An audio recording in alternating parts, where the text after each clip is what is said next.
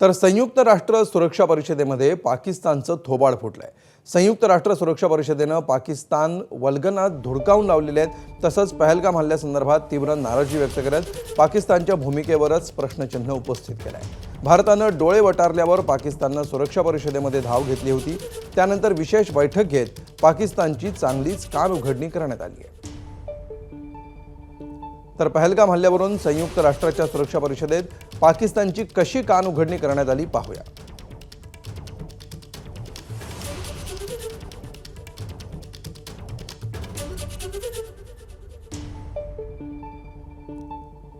पहलगाम हल्ल्याचा तीव्र निषेध पाकिस्तानच्या भूमिकेवर प्रश्न उपस्थित करण्यात आला। हल्ल्यामध्ये लष्कर-ए-तोयबाच्या सहभागाबाबत स्पष्टीकरण देखील मागण्यात आलं। पहलगाम हल्ल्याची जबाबदारी कोणाची यावर देखील चर्चा झाली। धर्म विचारून पर्यटकांना लक्ष्य करण्यावर तीव्र संताप व्यक्त करण्यात आला। पाकिस्तानची चिथावणीखोर अणु हल्ल्याची भाषा आणि क्षेपणास्त्र चाचण्या याबाबत देखील या सुरक्षा परिषदेत नाराजी व्यक्त करण्यात आली। पाकिस्ताननं द्विपक्षीय चर्चेतून तोडगा काढावा असा सल्ला देण्यात आला।